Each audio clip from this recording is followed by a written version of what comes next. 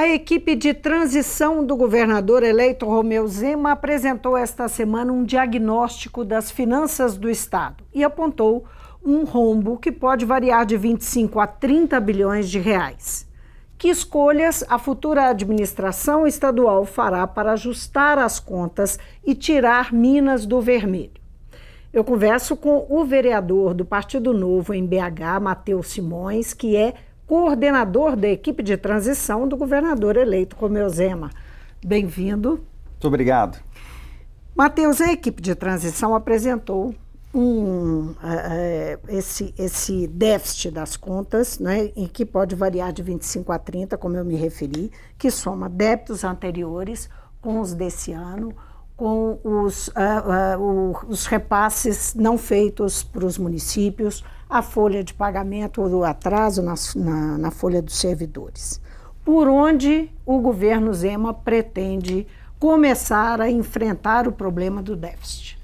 Para nós foi importante passar esses 21 dias fazendo um diagnóstico completo, porque não é essa realidade que você acabou de narrar que está escrita na lei orçamentária em votação na Assembleia Legislativa. Na verdade, se nós pegamos o documento que foi enviado para a Assembleia pelo governo estadual, o que a gente vê lá é uma previsão de déficit de 11,4 bilhões de reais.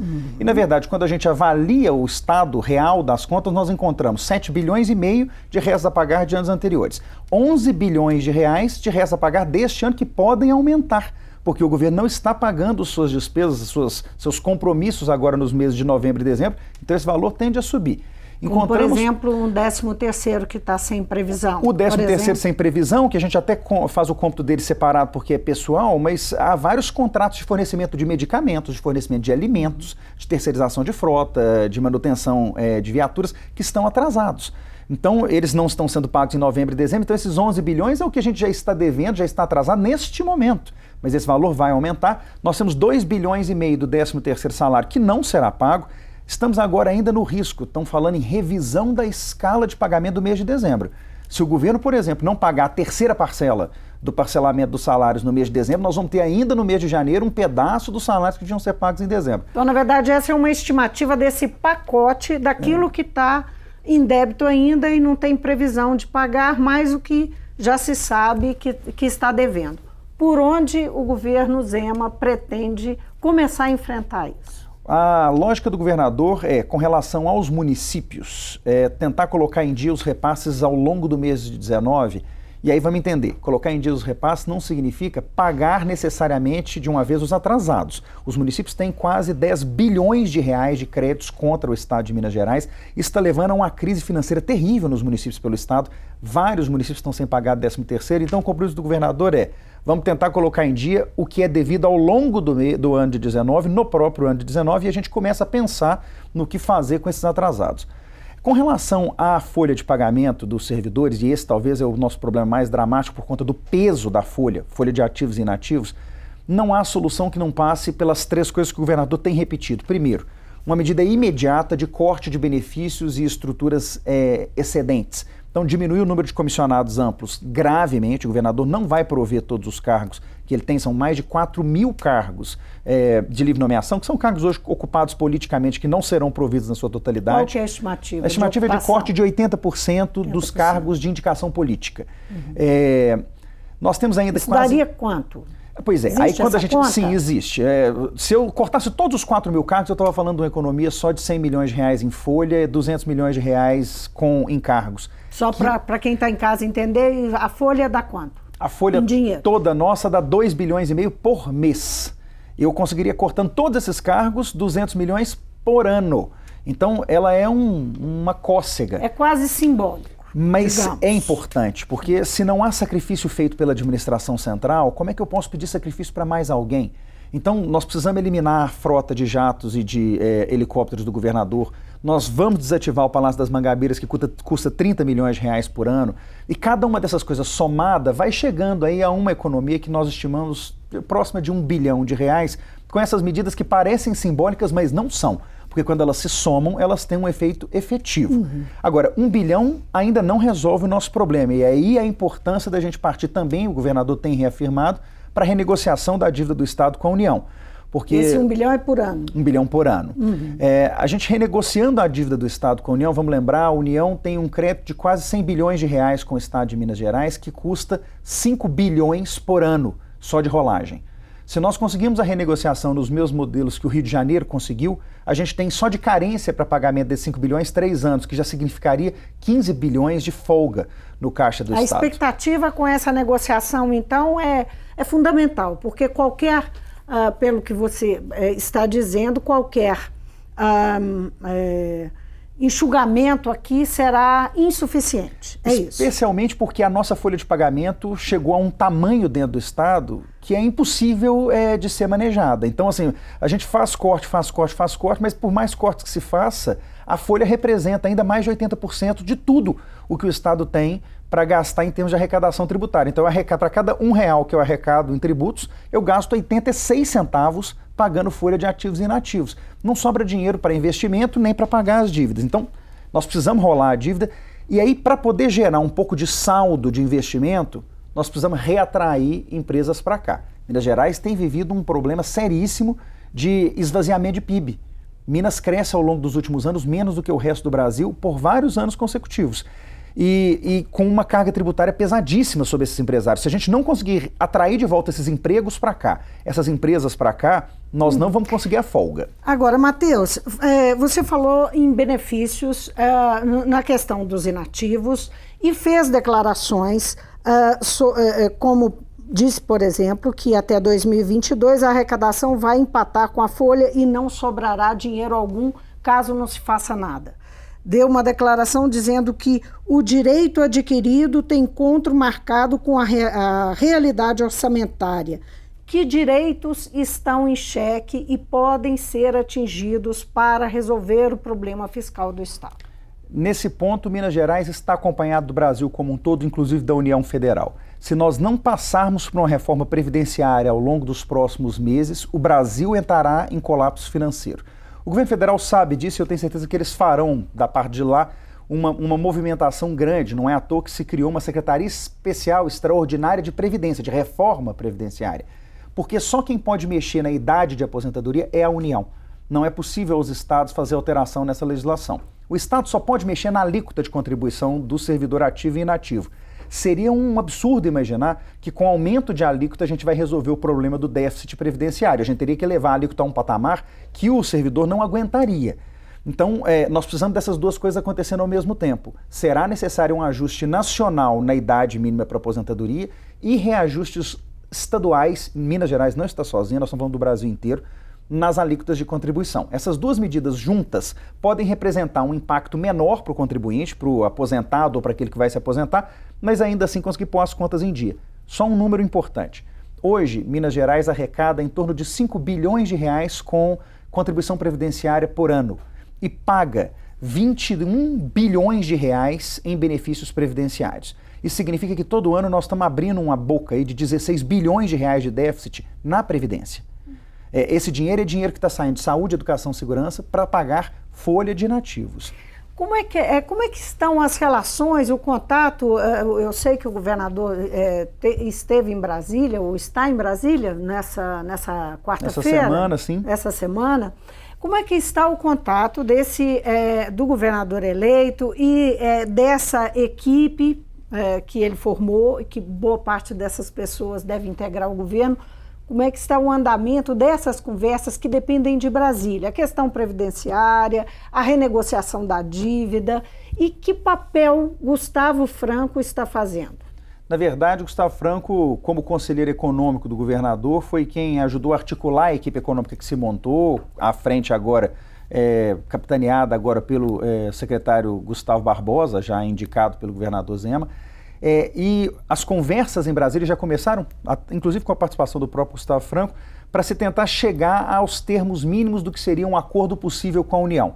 Nós não estamos, nesse momento, pedindo ajuda para o presidente Bolsonaro, até porque a União também não tem dinheiro para dar. O que nós estamos tentando encontrar é uma forma de fazer com que Minas Gerais atenda aos requisitos legais para renegociação a qual o Estado tem direito por lei. Aquela renegociação que foi aprovada em 2017? E 2017 o Rio de Janeiro aderiu a ela pela primeira vez, ela é de 2016. Isso. Então é a Lei Complementar 159 que passa a ser um caminho para que Minas Gerais possa ver luz no fim do túnel fiscal. Que foi a lei que Fernando Pimentel considerou muito draconiana porque imporia uma série de medidas como privatização e também enxugamento do próprio Estado, da folha, dos servidores, imporia restrições aos benefícios dos servidores. O que Zema realmente vai fazer nesse sentido? É interessante que as pessoas olham para essas medidas que estão lá previstas na lei e falam, são medidas impopulares. Impopular é pagar salário em 3 parcelas. Impopular é pagar 13º com 8 meses de atraso, como o governo atual fez. Então é um absurdo. Quando a gente olha os últimos 15 anos do Estado de Minas Gerais, ao longo de 15 anos a arrecadação cresceu 60%, a folha cresceu 112%. Então é inadmissível que ninguém tenha olhado para essa questão. Nós não estamos falando de um governo, não. Nós estamos falando de uma sequência de governos de absoluta irresponsabilidade fiscal, que viram que a folha estava chegando num ponto em que o Estado não seria capaz de fazer o pagamento. Você deu o dado agora mesmo, e é verdade, em 2022 a nossa folha vai alcançar 100% da nossa arrecadação. E eu quero saber, nós vamos viver do quê? Não vai ter dinheiro para pagar a luz em Minas Gerais. Então, essa situação de irresponsabilidade só pode ser combatida com medidas de responsabilidade. Eu não vejo nada de duro nessas medidas que estão previstas na Lei Complementar 159. Eu acho que elas são medidas necessárias. Duro é não receber o salário no dia certo. Isso realmente é um desrespeito com o servidor. E é interessante as pessoas falarem, não vai ter apoio. Os servidores vão ser os primeiros a apoiar, porque eles são os mais prejudicados nesse momento, seguidos dos municípios, que estão sendo destruídos pela irresponsabilidade fiscal do Estado. Agora, aqui na Assembleia, passam os projetos, as mudanças na legislação, e especialmente quando elas são constitucionais, são mais difíceis de passar. Enfim, quanto o governo Zema vai depender da Assembleia, de uma base sólida aqui e de negociações na casa para poder fazer avançar esses projetos que muitas vezes, essas medidas que muitas vezes são impopulares, mesmo que os servidores estejam muito descontentes com o atraso da folha. Eu tenho a impressão que nós veremos um movimento um pouco diferente da população em relação a essas reformas, porque a população está muito consciente do estado de falência em que Minas Gerais se encontra. E acho que a Assembleia vai reagir de forma responsável. Os deputados já demonstraram ao longo das últimas semanas sensibilidade para a situação fiscal do Estado. Basta ver que o Estado não está conseguindo pagar nem as emendas parlamentares. Elas estão sendo jogadas nesse fundo que está sendo criado aí, foi proposto pelo governo atual, o FEMEG, como restos a pagar que não vão ser pagos nunca, porque é um fundo onde tem débito, mas não tem dinheiro, porque o dinheiro que está sendo previsto para lá é um dinheiro que não há nenhuma previsão de ingresso. Então você é crítico em relação ao FEMEG? Eu espero que o governo estadual esteja conversando com os prefeitos, porque os prefeitos, especialmente, estão sendo condenados a não receber os seus restos a pagar na forma como o fundo está sendo criado. É um problema do governo Pimentel, criado por ele e que deve ser resolvido por ele. Então não há uma posição do governo de transição sobre isso. Mas há uma preocupação de que os prefeitos sejam ouvidos, porque eles são os principais prejudicados. Só para esclarecer o telespectador que não sabe o que é o FEMEG é um fundo, que é um projeto que está aqui na casa, sendo apreciado pela casa, e é um projeto, um fundo extraordinário que receberia recursos que o governo do Estado, que o Estado tem a receber, para poder pagar aquilo que está devendo, os repasses que precisa fazer aos municípios e também estão atrasados. Então esse fundo, enfim, concentraria esses recursos para repassar preferencialmente aos municípios. O importante só é que esse fundo ele cria um ambiente fechado onde ficam os débitos com os municípios e potenciais créditos. Os débitos já existem, os créditos ainda não estão reconhecidos pela parte... Por exemplo, a questão da Lei Candir, a compensação da Lei Candir. Eu concordo com o Estado é credor de Lei Candir, mas a União não concorda. E esse fundo vai receber esse dinheiro vindo da onde? Se a União, que é a devedora desse dinheiro, não vai pagar, ou pelo menos não sinalizou de nenhuma forma que esteja pretenda pagar isso nos próximos meses. Aliás, quando o presidente Bolsonaro diz, não venham me pedir dinheiro, como ele disse várias vezes, para mim, ele não está falando sobre o nosso pedido de parcelamento, de renegociação da dívida. Ele está falando exatamente sobre Lei Candir. Ele está dizendo, não venham me pedir dinheiro que eu não tenho dinheiro para dar. No caso que nós, no novo governo, estamos propondo, não é pedir dinheiro para o governo federal, porque ele realmente não tem dinheiro para dar. O que nós estamos pedindo é o nosso enquadramento numa lei que já existe. Então, eu fico um pouco preocupado com a forma como as finanças estão sendo tocadas aí, e é por isso que esse trabalho de diagnóstico que nós fizemos foi importante para jogar luz na situação financeira do Estado. Agora nós já sabemos o que é que nós temos pela frente. Matheus, o prazo para que, enfim, haja esse enfrentamento para resolver um problema emergencial, para se colocar a folha de pagamento em dia e regularizar os repasses dos municípios, que são, né, as duas pontas aí mais urgentes em 2019. Eu voltaria ao que nós discutimos logo antes. Falar, será que a Assembleia vai aderir a essas propostas? Vai por isso, porque nós precisamos colocar a folha em dia e nós precisamos voltar a fazer os repasses para os municípios. Isso não é possível se não houver a colaboração institucional de todos os poderes. Nós estamos falando, sim, do Executivo e do Legislativo, que são protagonistas nisso, mas também do Ministério Público, do Judiciário. Nós precisamos de um esforço coletivo de responsabilidade, de austeridade em Minas Gerais. E essas respostas têm que ser rápidas, porque Minas Gerais não consegue... Rápido é quanto tempo? Eu te diria que essas reformas são ainda para o primeiro semestre, sob pena de a gente inviabilizar o funcionamento do Estado ainda no ano de 2019. Um dado importante, só de medicamentos. Da lista de 130 medicamentos especiais que o governo compra hoje, 90 deles já não estão mais sendo fornecidos porque os fornecedores se recusam a vender para Minas Gerais, porque Minas Gerais não paga. Significa que nós estamos aí com 80% dos medicamentos especiais, aqueles mais críticos para a vida dos pacientes, que simplesmente não estão sendo fornecidos através do sistema público, porque Minas Gerais não está pagando os seus fornecedores. Uhum. Junto a isso, privatizações é um caminho para, inclusive, atender a renegociação, há essa previsão concreta em relação a empresas, a algumas empresas concretamente. Como é que está o pensamento do governador eleito sobre isso? É claro que para poder vender qualquer empresa em Minas Gerais, a gente primeiro tem que fazer com que elas deixem de ser cabides de emprego. Copasa, CEMIG e Codemig são 3 exemplos terríveis de como é que o Estado aparelhou os espaços, colocando gente ao grogomilo, como diz lá no interior, né, saindo pela tampa da panela. Só no Grupo CEMIG a gente identifica quase 500 milhões de reais de folha de pagamento anual ligada a indicações políticas. Então, isso é inaceitável, não tem como. Para que eu possa vender uma dessas empresas, eu primeiro preciso saneá-las. Depois que elas estiverem saneadas, a gente vai descobrir quanto elas valem realmente e aí, eventualmente, elas podem ser vendidas. Chama atenção o caso da Codemig, que é uma empresa que não produz nada e que tem uma folha de pagamento mensal superior a 3 milhões de reais. Então, para quem não produz nada, me parece muito dinheiro para gastar com contratação de pessoal todo mês. Isso se repete em outras empresas do Estado e também se repete em fundações que têm patrimônio parado, que precisa ser repensado, se repete no próprio patrimônio do Estado, que tem muito imóvel parado, ativos que estão aí se deteriorando e custando para a manutenção. Eu sei que a transição, a equipe de transição e o futuro governo Zema está muito focado na questão orçamentária, na questão financeira, mas há uma questão que se coloca, e muita gente está de olho nisso, que é o lugar da cultura nesse governo. São 11 secretarias definidas, né? E a cultura foi apensada à educação junto com esportes. A cultura perde importância no governo Zema? Quando a gente olha o orçamento atual, a gente vê que não foi repassado dinheiro algum para a cultura ao longo dos últimos 3 anos. O que significa que ter uma Secretaria de Cultura não significou em Minas Gerais nenhum prestígio à cultura. Ao contrário, serviu para dar certa relevância política e absoluta irrelevância econômica. A cultura não foi incentivada, ela não foi promovida, o dinheiro não chegou na ponta. Onde a gente tem mais carência de ambiente cultural, que é na região norte do estado, nós tivemos gasto quase zero de cultura.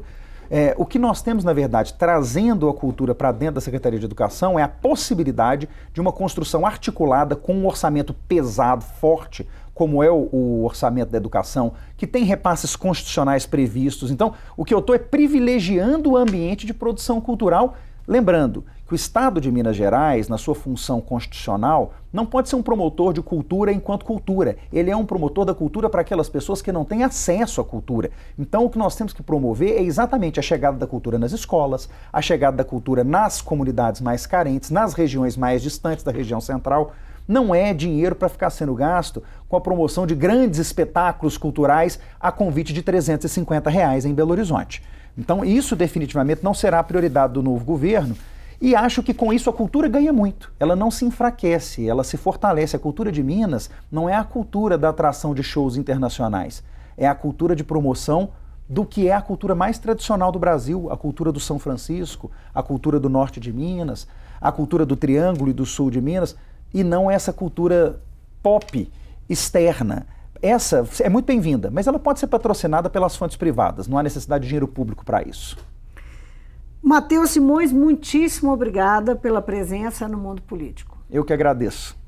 Eu conversei com o vereador do Partido Novo, vereador por BH, Matheus Simões, que é o coordenador da equipe de transição do governador eleito Romeu Zema. Nós falamos aqui sobre o diagnóstico que a equipe de transição apresentou essa semana, apontando um déficit bastante superior àquele que aparece no orçamento do Estado, e as previsões para 2019 são dissonantes em relação ao governo atual, entre o governo atual e a equipe de transição.